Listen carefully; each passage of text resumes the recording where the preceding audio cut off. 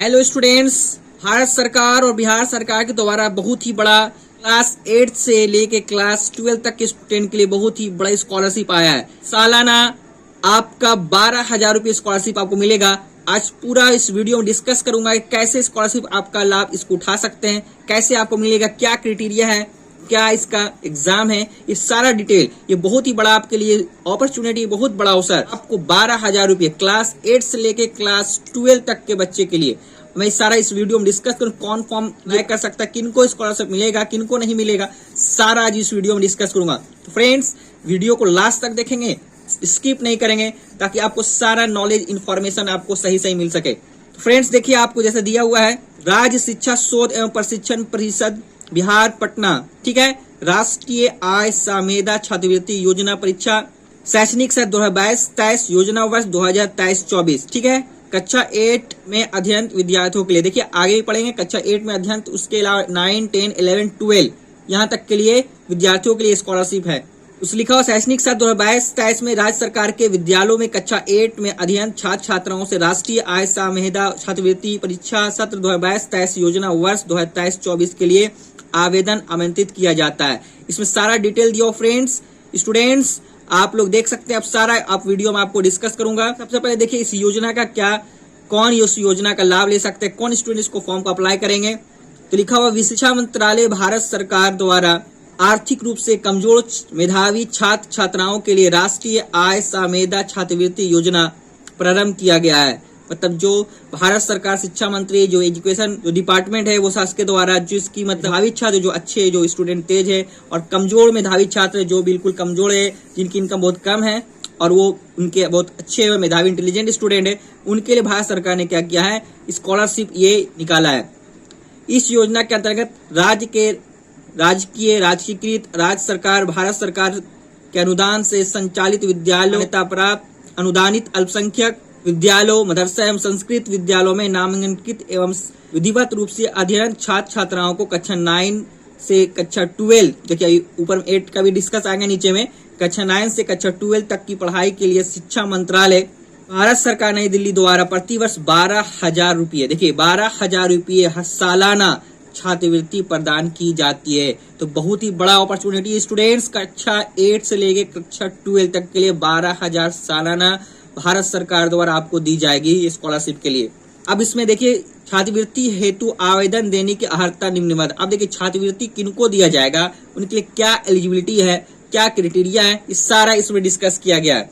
तो फ्रेंड्स पहला जो पॉइंट्स है, आवेदक शैक्षणिक सत्र 2022-23 में राज्य के राजकीकृत राज्य सरकार भारत सरकार के अनुदान से संचालित विद्यालय, जब अब देखिए विद्यालय उसका इसमें दिया हुआ ब्रैकेट, जवाहर नवोदय विद्यालय, एनवीएस सैनिक स्कूल, केंद्रीय विद्यालय एवं केंद्र राज्य सरकार द्वारा संचालित आवासीय विद्यालय एवं प्राइवेट विद्यालयों को छोड़कर, ठीक है, साफ लिख दिया गया है कि जो राजकीय या राजकीय या राज्य सरकार और भारत सरकार के अनुदानित से संचालित विद्यालय उन्हीं को दिया जाएगा, जबकि जवाहर नवोदय विद्यालय के बच्चों को सैनिक स्कूल, केंद्रीय विद्यालय एवं केंद्र राज्य सरकार द्वारा संचालित आवासीय विद्यालय एवं प्राइवेट विद्यालयों को, इस विद्यालय में जो इस बच्चे स्टूडेंट्स पढ़ाई कर रहे हैं उनको इस स्कॉलरशिप का लाभ नहीं मिलेगा, उनको स्कॉलरशिप नहीं मिलेगा, भरने के लिए अप्लाई करने का मौका नहीं मिलेगा। ठीक है फ्रेंड्स, उसके बाद लिखा हो मान्यता प्राप्त अनुदानित अल्पसंख्यक विद्यालयों, मदरसा एवं संस्कृत विद्यालयों के कक्षा 8 के छात्र छात्रा आवेदन कर सकते हैं। ठीक है, इसके अलावा आपका मदरसा हो गया, विद्यालय हो गया, संस्कृत विद्यालय हो गए, अल्पसंख्यक विद्यालय हो गए, इन लोग में जो भी क्लास 8 से लेके क्लास 12 तक के बच्चे हैं उनको भी अप्लाई करने का मौका मिलेगा। ठीक है, यहाँ साफ लिखा क्लास अभी बताएं कि क्लास 8 के छात्र छात्रा आवेदन कर सकते हैं, मतलब 8 क्लास के बच्चे इस फॉर्म को, स्कॉलरशिप का लाभ उठा सकते हैं। अब देखिए इसमें लिखा हुआ है जो छात्र छात्राएं 55% अंकों के साथ कक्षा 7 की परीक्षा उत्तीर्ण हो तथा ऊपर अंकित कोटि के विद्यालय में शैक्षिक सत्र 2022-23 में कक्षा 8 में नामांकित होकर विधिवत रूप से अध्ययन है आवेदन कर सकेंगे। मतलब जो बच्चे क्लास 8 में भी हैं वो क्लास 7 का उनके पास रिजल्ट होना चाहिए, मतलब मार्कशीट होना चाहिए, और उसमें कम से कम उसका 55% होना चाहिए। कितना प्रतिशत? 55% उनका अंक पत्र में, उतना रिजल्ट में उसका जो सालाना जो रिजल्ट आता है आपको रिजल्ट मिलता है उसमें 55% अंक पत्र से, मतलब उस 55% से वो क्लास 7 पास आउट होना चाहिए, वही अप्लाई कर सकते हैं कम से कम। ठीक है, अब नीचे लिखा हुआ है दूसरा पॉइंट, अनुसूचित जाति, अनुसूचित जनजाति एवं निःशक्त छात्र छात्राओं के लिए उत्तीर्णांक में 5% की छूट होगी। अब जो एससी क्लास, एसटी क्लास, मतलब SC caste, ST caste, schedule tribe caste और जो डिसेबिलिटी छात्र जो मतलब किसी हाथ पैर आंख से किसी प्रकार से वो डिसेबिलिटी जो स्टूडेंट्स है उनके लिए क्या है 50% पे ही वो क्या है उसका क्वालिफाई हो जाएगा। 50% वो अगर उन मार्क्स लाए 7 क्लास में तो वो भी अप्लाई कर सकते हैं। ठीक है, सिर्फ उनके लिए जो एससी और एसटी और डिसेबिलिटी स्टूडेंट्स के लिए।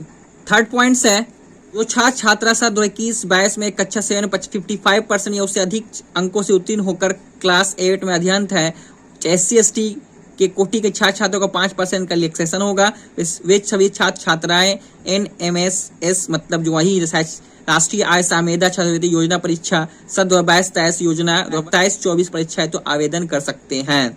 ठीक है फ्रेंड्स, मतलब वही बोले कि क्लास 7 में उसका कम से कम 55% मार्क्स होना चाहिए, वो पास आउट होना चाहिए, और एससी एसटी और जो डिसेबिलिटी स्टूडेंट्स के लिए 50% होना चाहिए। ऐसा साफ लिखा हो गया कि अब देखिए इसमें लिखा हो कर सकते हैं जिनके माता पिता के सभी स्रोतों से कुल वार्षिक आय, याद रखिएगा कुल वार्षिक आय, स्टूडेंट वही स्टूडेंट्स अप्लाई कर सकते हैं जिनका इनकम जो सोर्सेज है माता पिता के कुल 3,50,000 रुपये से अधिक नहीं हो। ठीक है, वही स्कॉलरशिप का लाभ उठा सकते हैं। चौथा है परीक्षा शुल्क। अब देखिए इस परीक्षा में आपको कोई शुल्क नहीं दे होगा, कोई आपको पैसा नहीं लगेगा। परीक्षा केंद्र आपके सभी जिले मतलब आप जिस जिला से बिलोंग करते हैं वहीं पे आपका सेंटर एग्जाम सेंटर होगा। ठीक है, चयन प्रक्रिया अब देखो कैसे चयन किया जाएगा आपको, तो इस योजना के अंतर्गत छात्रवृत्ति प्रदान करने हेतु अर्हता प्राप्त छात्र छात्राओं का चयन SCERT पटना के द्वारा, जो आपका बिहार जो है SCERT है जो पटना के द्वारा मतलब बिहार सरकार के द्वारा लिखित परीक्षा के द्वारा किया जाएगा। ठीक है, अब छात्रवृत्ति की संख्या संपूर्ण भारतवर्ष में, अब देखिए संपूर्ण देश में 1 लाख छात्र मतलब ये पूरे इंडिया ऑल ओवर इंडिया होगा, हर स्टेट में ये स्टूडेंट्स भर सकते हैं। संपूर्ण भारतवर्ष में 1 लाख छात्र छात्राओं को छात्रवृत्ति देने का प्रावधान है। इस योजना के तहत प्रत्येक राज्य का कोटा निर्धारित है। कोटा के अनुसार बिहार राज्य का अंश 5,433 है। ठीक है, ये मतलब हर राज्य से स्टूडेंट यहाँ फॉर्म इसको अप्लाई कर सकते हैं। अब उसमें सब स्टेट का कोटा दिया गया है, आप इसको कोटा को मतलब जो बिहार सरकार कोटा वो 5,433 है। आरक्षण, इस छात्रवृत्ति के अंदर राज्य सरकार आरक्षण नियम अनुसार जो जैसा आरक्षण मिलता है वो आरक्षण आपको मिलेगा। अब इसमें देखिए आरक्षण क्या होगा, इसमें आप क्या क्या डॉक्यूमेंट्स लगे, जाति प्रमाण पत्र लगेगा। ठीक है, उसमें जाति प्रमाण के साथ साथ आपको फिर आर्थिक रूप से जो कमजोर वर्ग है, ठीक है, पिछड़ा वर्ग है, जो उसके लिए आपको अंचलाधिकारी द्वारा जो देखिए प्रखंड विकास पद या CO या BDO के द्वारा जो होता है जाति प्रमाण पत्र निर्गत करना मतलब जो निर्गत किया होना चाहिए। ठीक है, इसके अलावा अगर आप जाति प्रमाण पत्र नहीं देते हैं तो आपको बाद में चयन के बाद आपको आरक्षण का दावा आपका मान्य नहीं होगा, तो आपको जाति प्रमाण पत्र अपलोड करना पड़ेगा फॉर्म अप्लाई करने के टाइम। ठीक है, अगर नहीं करते हैं आप बाद में देते हैं तो आपको उसका दावा मान्य नहीं होगा। आय प्रमाण पत्र भी आपका लगेगा, वही अंचलाधिकारी और BDO और CO और BDO के लेवल का बनना होना चाहिए, 3.5 लाख से कम होना चाहिए। ठीक है, उसका डिसेबिलिटी छात्र है तो उनका प्रमाण पत्र लगेगा। ठीक है, अब देखिए यहाँ पे उसमें क्या है एग्जाम का पैटर्न दिया हुआ है, तो प्रश्नों की संख्या जो 2 तरह का एग्जाम होगा, एक मानसिक योग्यता मेंटल एबिलिटी टेस्ट होगा और एक शैक्षिक योग्यता आपका परीक्षा होगा, 2 तरह से। तो दोनों में प्रश्नों की संख्या 90 है, पूर्णांक टोटल मार्क्स भी 90 है। सामान्य के लिए 90 मिनट, जो टाइमिंग है वो आपका 90 मिनट, निःशक्त छात्रों के लिए जो केवल नेत्रहीन के लिए वो 120 मिनट उनके लिए है। ठीक है फ्रेंड्स, सामान्य के लिए अब देखिए कितना % कम से कम लाना है, तो जनरल के लिए आपको 40% कम से कम मार्क्स आना चाहिए और SC ST और निःशक्त डिसेबिलिटी छात्र के 32% कम से कम मार्क्स होना चाहिए। ठीक है, ये न्यूनतम है, दोनों का अलग मेट SS को छोड़कर दोनों को मिलाकर बोलेगा दोनों एग्जाम का जो कम मिला के जो परसेंटेज होना चाहिए वो 40% जनरल के लिए और SC ST और डिसेबिलिटी स्टूडेंट के लिए आपका 32%।